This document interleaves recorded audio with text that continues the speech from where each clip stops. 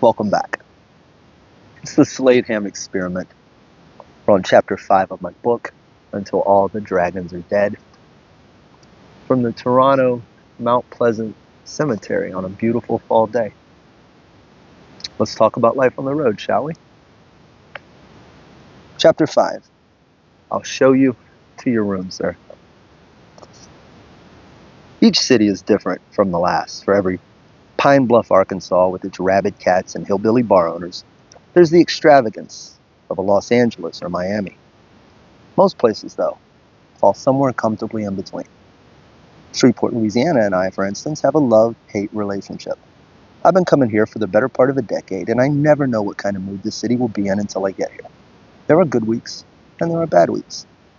I met one of my best friends here, and she and I proceeded to drink the town dry over the next 5 years while we talked to bigger things and wallowed in our inside jokes. Then, I dated one of the managers of the comedy club and managed to get myself banned for a year or so after we inevitably broke up. It was also a fist fight with two guys in Muppet costumes under the bridge downtown. I've been tased at least 3 times in this city. It's just how things go in Shreveport. If I were a salesman, I would tell you that show business is glamorous. If you have even an inkling of talent in any entertainment medium, you should quit your job immediately and go out on the road. Every night is packed to the rafters with people who want to absorb your ideas and celebrate your art, and oftentimes the people who were turned away at the door because the showroom was over capacity will wait outside just to shake your hand and have you bless their baby. It's first-class airfare and limo rides and champagne and ice buckets and so many 22-year-old models to choose from that some nights just that choice by itself can be overwhelming. From your perspective, as an audience member, I can only imagine what we look like.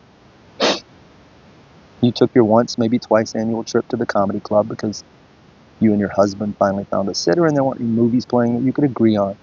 Your eyes are one pair out of 300 or 400 that look with hope at that brick wall and curtains waiting for this hero, nay, this Jesus with a microphone, to steal you away from the real world for an hour or two.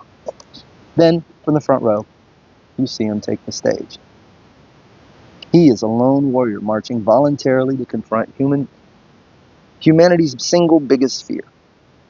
Public speaking trumps death on the charts. Death! There are people on this planet who, given the choice, would rather cease to exist than face one time what this person has chosen to do repeatedly for a living. Fearlessly, he stands in front of you, weaving words into punchlines and punchlines into larger concepts, and all of that into an hour-long show that leaves you with a belly full of laughter and hope for the future. His verbal crafts will be shared by you with your friends at the office tomorrow, though you will miserably screw up the timing and empty them of all nuance. And when he is done, it is back to the tour bus to finish the chore of choosing a model for the night, and then up to the penthouse suite at the nicest hotel in the city.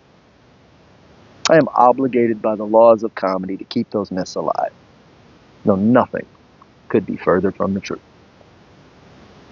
When I first started playing Shreveport, all the comics stayed in the hotel. It was a Holiday Inn in the heart of downtown that was walking distance to the club. Even with a healthy buzz, you were never more than 5 minutes away from a safe place to crash. The last time I was here, I stayed in a Marriott on the Bossier City Boardwalk. It was clean and quiet, and I didn't have to share it with any of the supporting acts. Those are the bookends on my time in Shreveport, however. In between, I've stayed in all sorts of places. Choosing accommodations for comedians is an arbitrary decision, it seems. There is no standard. You are at the club owner's whim. Week by week, you really don't know how it's going to be handled until your plane lands and you get to the club. Not at my level, anyway. Celebrities get to choose. I get to take what they offer. And some clubs treat you with respect, and some treat you like their current wife's ex-husband. The good is great. When I tour with my celebrity friends, I stay just up the hallway from them in gorgeous boutique spots. The top of the comedic food chain is responsible for the myth that we all live like rock stars. And I've been fortunate enough to dip my toe in that heated pool more than once. The other extreme is not so glamorous, though. There are several club owners who don't put acts up at all. You don't have a friend in town to stay with if you're on your own. I listened to one guy explain that it just wasn't in the budget, as he proceeded to lose 4 back-to-back $100 hands of online poker while we talked. Another booker in Houston used to shave a few dollars by putting his comic in a room 40 minutes away from the club. Even further down the list is the comedy content. The condo is an apartment some clubs rent for the performers to cut down on the cost of procuring 3 hotel rooms every week. Generally, there's a master bedroom and 1 or 2 smaller rooms. The headliner is awarded the bigger room and his own bathroom, while the opening acts share the rest of the place. It's not always awful, although sometimes it's definitely awful. The owner of a string of clubs in Canada rents out fully furnished high-rise apartments. The Toronto condo has hardwood floors and leather furniture and a sprawling balcony with a view of downtown. It's almost a vacation, but it's not the norm. Most weeks in a comedy condo are like hugely awkward episodes of Big Brother. 2 or 3 guys tossed in a place together regardless of their chemistry. And it's even worse when it's co-ed. On a typical week, one guy smokes pot in the living room and watches old episodes of Sanford and Son, while the other comic wades through the smoke and tells the MC, who is sleeping on the couch because there isn't a third bedroom, to scoot over. Whataburger bags lie crumpled on the beat-up kitchen table. There's internet access, but only if you're willing to sit huddled in a specific corner and leech off the neighbor's unprotected Wi-Fi signal. For a while, in Tucson, the condo was one of the worst in the business. In fact, it was the worst place I've ever stayed in my life. And I've been to Third World Africa at least a dozen times. It was where Denzel stayed in the Book of Eli. The club had gone so far as to lay down strips of plastic sheeting to provide a walkway, not to protect the carpet, but to protect the feet of anyone foolish enough to wander through the place barefoot. It was the kind of place you would think twice about holding up in for the night, even in a post-apocalyptic world. It was a place zombies would attack, or Michael Jackson would have shot a video. Comedians used to spend their afternoons hanging out in the lobby of the fitness center next door reading magazines, just to avoid being in the place during the light of day. Shreveport has one of those condos now. I walk into the apartment on a Thursday to find that it's already occupied by one of the club's bouncers. My surprise is apparent when I see the 300-pound man with tattoos and a goatee sitting on the couch, wrapped in an LSU Snuggie, watching Grease 2. I literally think it's a joke. He extends his hand backwards and introduces himself. "Cactus," he says. "Aloe vera," I say quickly. "I think we're playing a game of Name the Plant. Your turn." "No, that's my name." "Oh, sorry," I say back. I'm not sorry that's your name. I'm sorry, you know what? Never mind, man. Please don't eat me. The name Cactus isn't as memorable as you might think. I forget it several times over the following days, accidentally calling him Cracker, Taco, Backboard, and any other random noun with a K sound that pops into my head. As it turns out, Tractor lives here. He's the permanent occupant of the master bedroom and proudly announces this is so. "So where am I sleeping?" I ask. "That's what the other rooms are for," he says, and goes back to watching Michelle Pfeiffer on television. I wander back into the apartment with my bags to find my room, which, as the headliner, should be the next biggest room. Instead, the second bedroom is already occupied as well.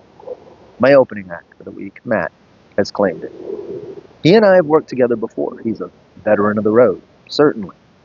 He wouldn't have taken my room on purpose, I think. He knows better. But before I can ask, Matt walks out of the room, followed by his fiancée.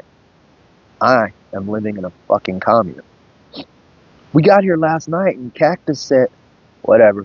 I leave him mid-sentence as I carry my bag down the hall to the final bedroom and push open the door to what I can only describe as solitary confinement. A dim light flickers to life as I hit the switch, revealing a single twin mattress in the center of the room.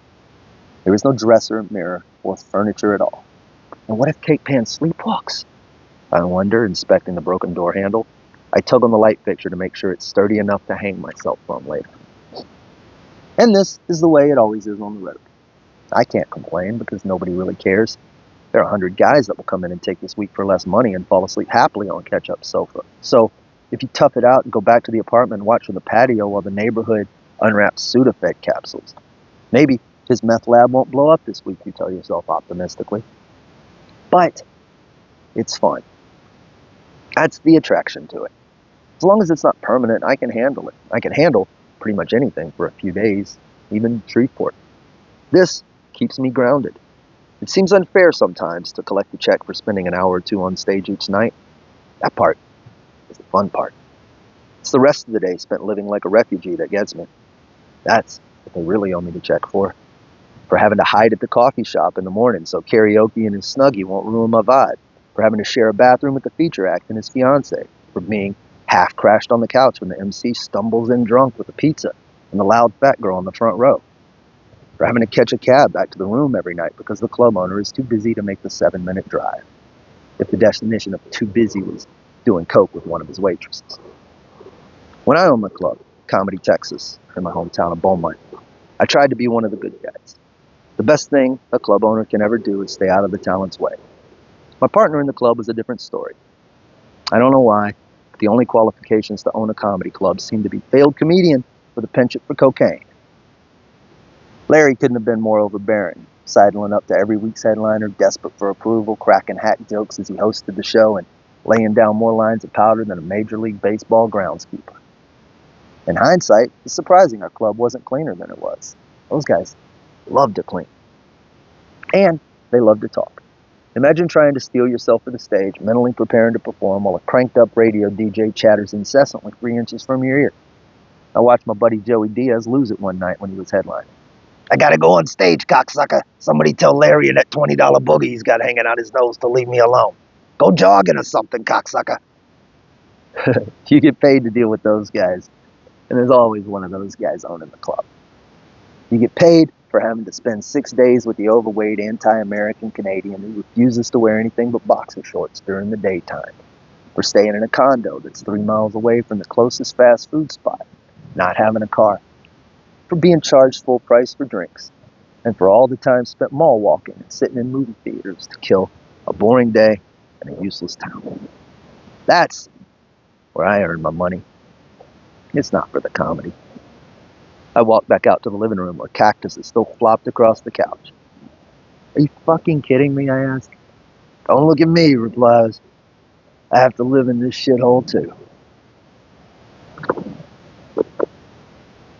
You can get your own copy right now, sladeham.com. If you want it signed, you can also get a copy on Amazon. Lots more chapters to go, lots more going on. Tickets to my special taping available right now, November 15th at the Midtown Arts and Theater Center in Houston. And I look forward to seeing you there and online and wherever else we may cross paths. See you guys on another episode of the Slade Ham Experience.